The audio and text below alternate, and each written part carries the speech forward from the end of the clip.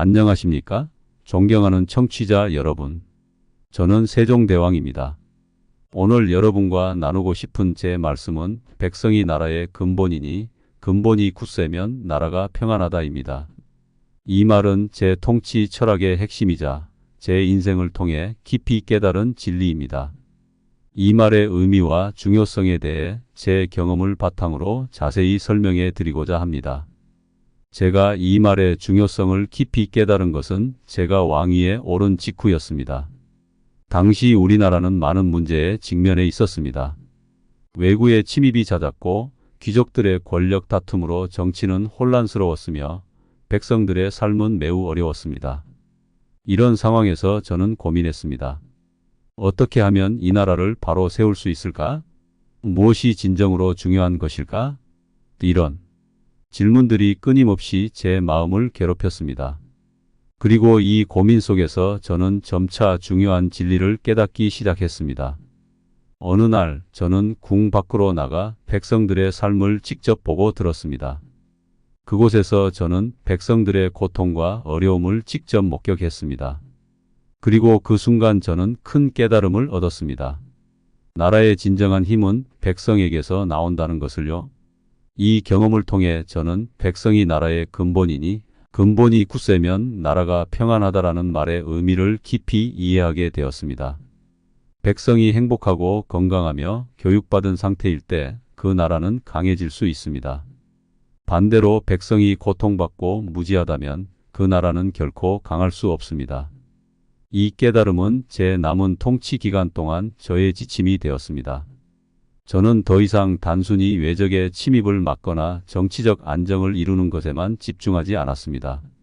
대신 백성들의 삶을 개선하고 그들을 교육하는 데 모든 노력을 기울였습니다. 예를 들어 제가 훈민정음을 만든 이유도 바로 이 때문이었습니다. 당시 우리나라는 한자를 사용했는데 이는 대부분의 백성들이 읽고 쓰기 어려운 문자였습니다. 저는 이것이 백성들의 교육과 소통을 가로막는 큰 장애물이라고 생각했습니다. 그래서 모든 백성이 쉽게 배우고 사용할 수 있는 새로운 문자를 만들기로 결심했습니다. 훈민정음을 만드는 과정은 결코 쉽지 않았습니다. 많은 신하들이 반대했고 제 건강도 좋지 않았습니다. 하지만 저는 포기하지 않았습니다. 왜냐하면 이것이 백성을 위한 일이었고 백성이 나라의 근본이라는 제 믿음을 실천하는 일이었기 때문입니다. 결과적으로 훈민정음의 창제는 큰 성공을 거두었습니다. 백성들은 이제 쉽게 글을 읽고 쓸 수 있게 되었고 이는 교육과 문화의 발전으로 이어졌습니다. 이를 통해 저는 다시 한번 깨달았습니다. 백성을 위한 정책이 결국 나라 전체를 강하게 만든다는 것을요. 여러분은 지금 어떤 위치에 계신가요? 회사의 리더이신가요? 아니면 팀의 일원이신가요? 혹은 가정에서 부모의 역할을 하고 계신가요? 어떤 위치에 계시든 이 말씀을 기억하시기 바랍니다.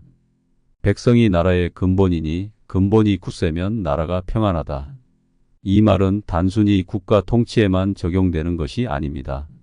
이는 모든 조직과 관계에 적용될 수 있는 보편적인 진리입니다.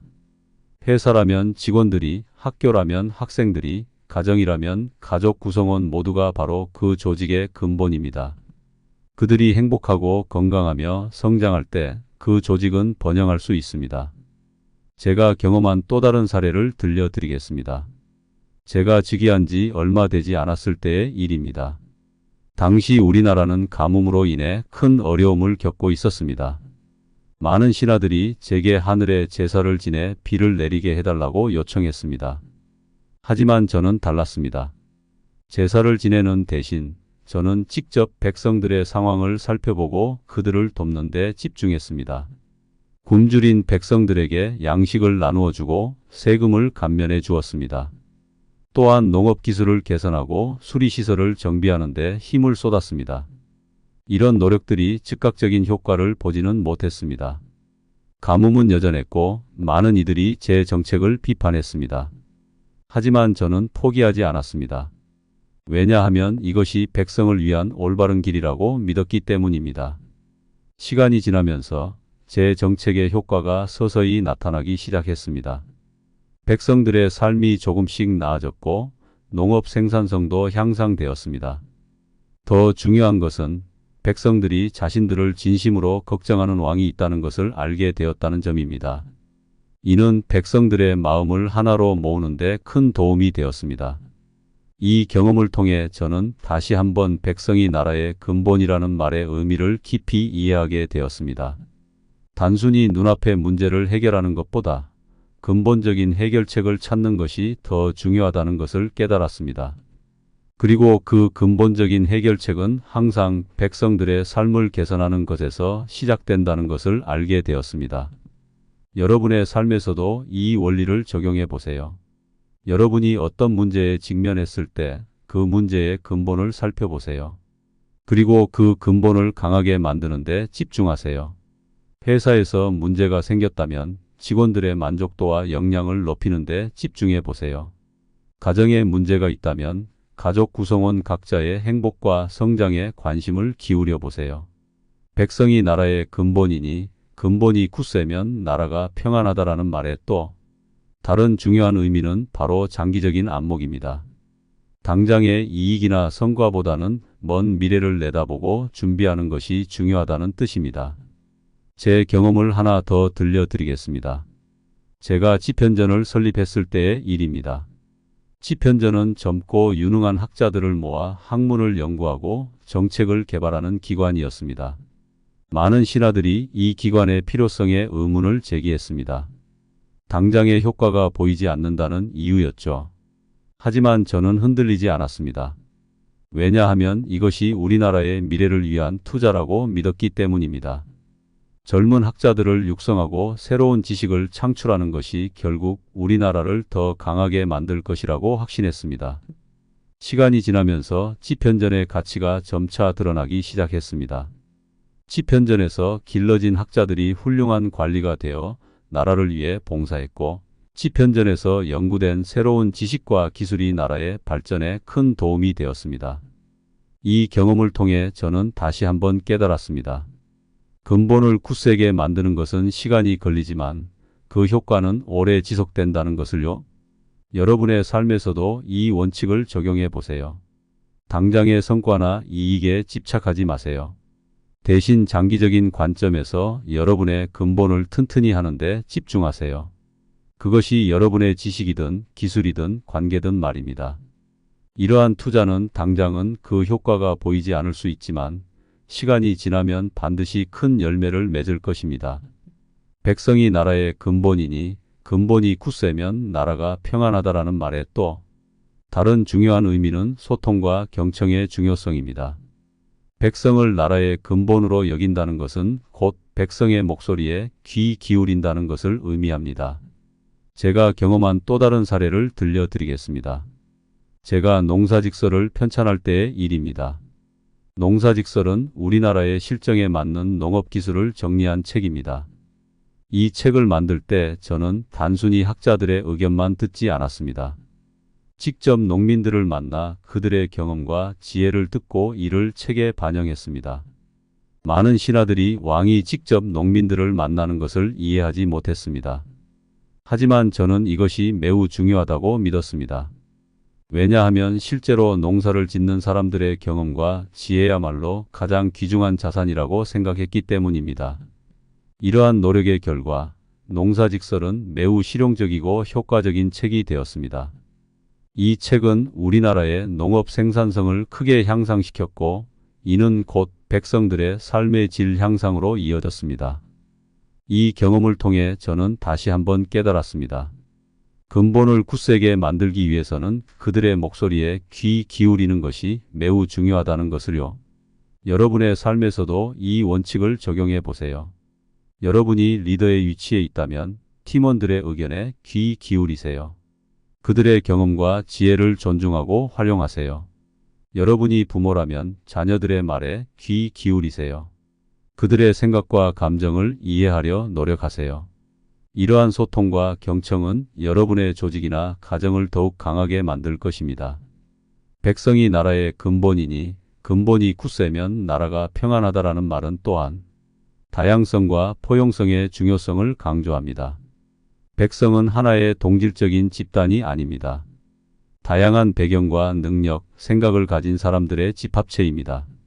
이러한 다양성을 인정하고 포용할 때 진정으로 굳센 근본을 만들 수 있습니다. 제가 경험한 또 다른 사례를 들려드리겠습니다. 제가 과거 제도를 개혁할 때의 일입니다. 당시 과거 시험은 주로 양반 계층만이 응시할 수 있었습니다. 하지만 저는 이것이 잘못되었다고 생각했습니다.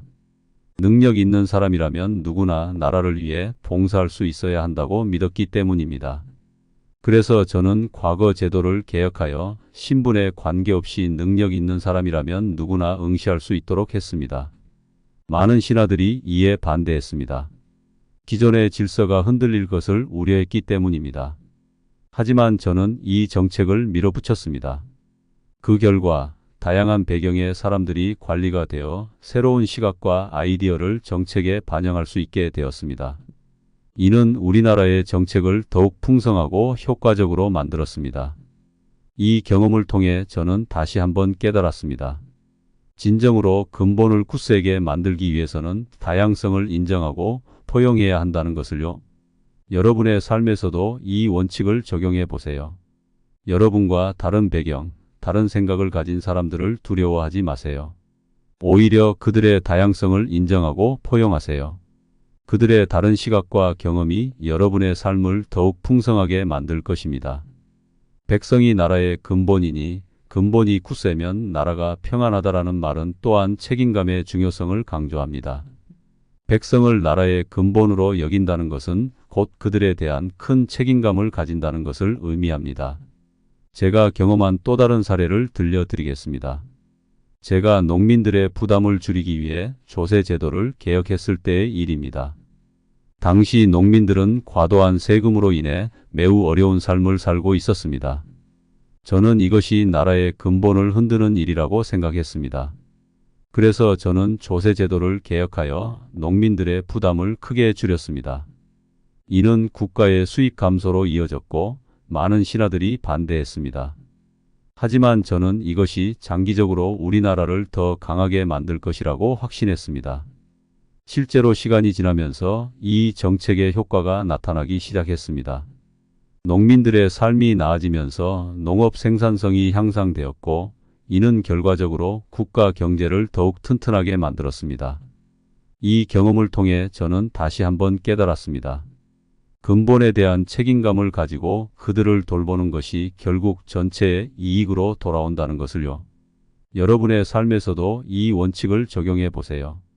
여러분이 책임지고 있는 사람들, 그것이 직원이든 학생이든 가족이든 간에 그들에 대한 깊은 책임감을 가지세요.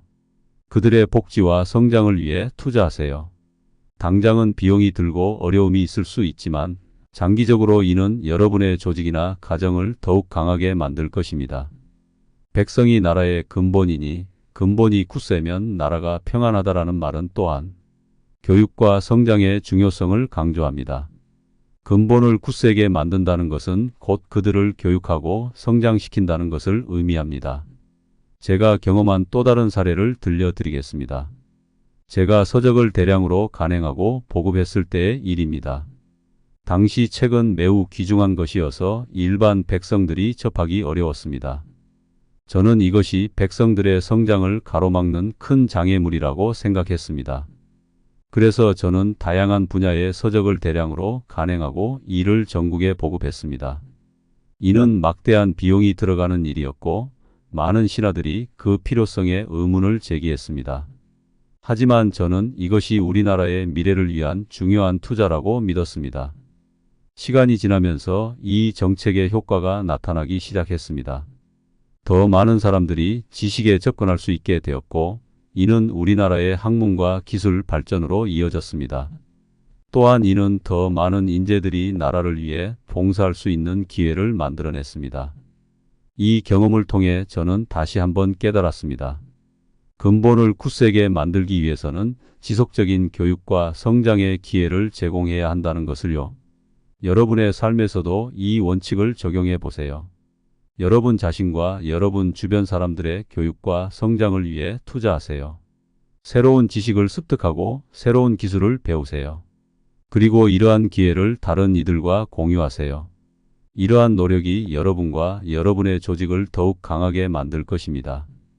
백성이 나라의 근본이니 근본이 굳세면 나라가 평안하다라는 말은 또한 상호 존중과 신뢰의 중요성을 강조합니다. 백성을 나라의 근본으로 여긴다는 것은 곧 그들을 존중하고 신뢰한다는 것을 의미합니다. 제가 경험한 또 다른 사례를 들려드리겠습니다. 제가 의정부 제도를 개혁했을 때의 일입니다. 당시 의정부는 왕의 독단적인 결정을 견제하는 역할을 제대로 하지 못하고 있었습니다. 저는 이것이 건강한 국가 운영을 위해 바람직하지 않다고 생각했습니다. 그래서 저는 의정부의 권한을 강화하고 신하들과의 토론을 통해 국정을 운영하는 방식을 도입했습니다. 많은 이들이 이러한 변화가 왕권을 약화시킬 것이라고 우려했습니다. 하지만 저는 이것이 오히려 나라를 더 강하게 만들 것이라고 믿었습니다. 실제로 이러한 변화는 긍정적인 결과를 가져왔습니다. 다양한 의견이 국정에 반영되면서 더 나은 정책들이 만들어졌고 왕과 신하 사이의 신뢰도 깊어졌습니다. 이는 결과적으로 더 안정적이고 효율적인 국가 운영으로 이어졌습니다. 이 경험을 통해 저는 다시 한번 깨달았습니다. 근본을 굳세게 만들기 위해서는 상호 존중과 신뢰가 필수적이라는 것을요. 여러분의 삶에서도 이 원칙을 적용해 보세요. 여러분의 동료, 팀원, 가족을 존중하고 신뢰하세요. 그들의 의견을 경청하고 그들의 능력을 믿으세요. 이러한 상호 존중과 신뢰가 여러분의 관계와 조직을 더욱 강하게 만들 것입니다. 평안하다라는 말은 또한 지속 가능성의 중요성을 강조합니다. 근본을 굳세게 만든다는 것은 단기적인 성과가 아닌 장기적이고 지속 가능한 발전을 추구한다는 의미입니다. 제가 경험한 또 다른 사례를 들려드리겠습니다. 제가 치구기를 발명했을 때의 일입니다.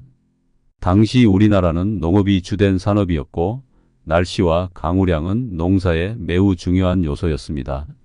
하지만 정확한 강우량을 측정할 방법이 없었습니다. 그래서 저는 치구기라는 도구를 발명하여 전국에 보급했습니다. 이는 단순히 강우량을 측정하는 것에 그치지 않고 장기적인 기상 데이터를 수집하고 분석할 수 있게 해주었습니다. 이를 통해 우리는 더 효과적인 농업 정책을 수립할 수 있었고 가뭄이나 홍수와 같은 자연재해에 더 잘 대비할 수 있게 되었습니다. 이 경험을 통해 저는 다시 한번 깨달았습니다. 근본을 굳세게 만들기 위해서는 장기적인 관점에서 지속 가능한 발전을 추구해야 한다는 것을요. 여러분의 삶에서도 이 원칙을 적용해 보세요. 단기적인 이익이나 성과에 집착하지 마세요. 대신 장기적이고 지속 가능한 발전을 위해 노력하세요. 여러분의 건강, 관계, 경력 등 모든 면에서 이 원칙을 적용해 보세요. 이러한 노력이 여러분의 삶을 더욱 풍요롭고 안정적으로 만들 것입니다. 백성이 나라의 근본이니 근본이 굳세면 나라가 평안하다라는 말은 또한 균형과 조화의 중요성을 강조합니다.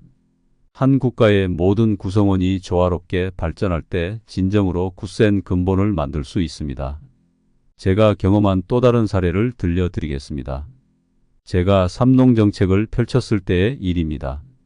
삼농정책은 농업, 농민, 농촌을 동시에 발전시키는 정책이었습니다. 당시 많은 이들이 도시와 상공업 발전에만 집중하자고 주장했지만 저는 농촌과 농업의 발전 없이는 진정한 국가 발전이 없다고 믿었습니다. 이 정책을 통해 우리는 농업 기술을 개선하고 농민들의 삶의 질을 향상시키며 농촌 지역의 인프라를 개선했습니다. 이는 단순히 농업 생산성을 높이는 것에 그치지 않고 국가 전체의 균형 있는 발전으로 이어졌습니다. 이 경험을 통해 저는 다시 한번 깨달았습니다. 근본을 굳세게 만들기 위해서는 모든 구성원이 균형 있게 발전해야 한다는 것을요. 여러분의 삶에서도 이 원칙을 적용해 보세요. 여러분의 삶의 모든 영역 -1, 가족, 건강, 취미 등 -에 균형 있게 관심을 기울이세요. 한 영역만 극단적으로 발전시키는 것이 아니라 모든 영역이 조화롭게 발전할 수 있도록 노력하세요. 이러한 균형과 조화가 여러분의 삶을 더욱 풍요롭고 안정적으로 만들 것입니다.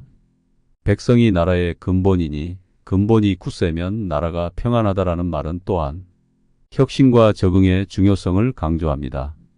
변화하는 환경에 적응하고 새로운 것을 창조해 나갈 때 진정으로 굳센 근본을 만들 수 있습니다. 제가 경험한 또 다른 사례를 들려드리겠습니다. 제가 자격루라는 물시계를 만들었을 때의 일입니다. 당시 우리나라는 시간을 정확히 측정할 수 있는 도구가 없었습니다. 이는 일상생활뿐만 아니라 국가 운영에도 큰 불편을 초래했습니다. 그래서 저는 최첨단 기술을 활용하여 자격루를 만들었습니다. 이는 단순한 시계가 아니라 계절과 시간에 따라 자동으로 조절되는 정교한 장치였습니다. 이를 통해 우리는 더 효율적으로 시간을 관리할 수 있게 되었고, 이는 국가 운영의 효율성을 크게 높였습니다. 이 경험을 통해 저는 다시 한번 깨달았습니다. 근본을 굳세게 만들기 위해서는 끊임없이 혁신하고 변화에 적응해야 한다는 것을요. 여러분의 삶에서도 이 원칙을 적용해 보세요. 새로운 기술과 아이디어에 열린 마음을 가지세요. 변화를 두려워하지 말고 적극적으로 받아들이세요. 그리고 여러분만의 혁신을 만들어내세요. 이러한 노력이 여러분을 더욱 강하고 유연하게 만들 것입니다. 이제 제 말씀을 마무리하겠습니다.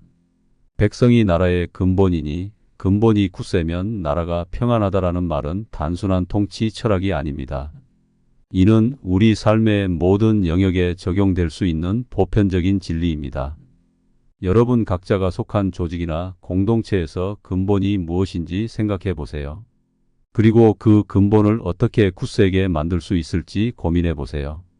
그것이 사람이든 가치관이든 시스템이든 간에 그것을 소중히 여기고 발전시키세요. 또한 여러분 자신이 누군가의 근본일 수 있다는 것을 기억하세요. 여러분이 가족의 근본일 수도 있고 회사나 팀의 근본일 수도 있습니다. 그렇기에 여러분 자신을 소중히 여기고 꾸준히 발전시키는 것이 중요합니다. 어려움이 닥쳐올 때마다 이 말을 기억하세요. 백성이 나라의 근본이니 근본이 굳세면 나라가 평안하다. 여러분이 근본을 굳세게 만들기 위해 노력한다면 결국 여러분의 삶과 여러분이 속한 공동체는 평안해질 것입니다. 여러분 모두가 자신의 삶에서 이 원칙을 실천하여 더 나은 미래를 만들어가기를 진심으로 바랍니다. 여러분의 노력이 여러분 자신뿐만 아니라 우리 사회 전체를 더욱 굳건하고 평안하게 만들 것이라고 믿습니다. 감사합니다.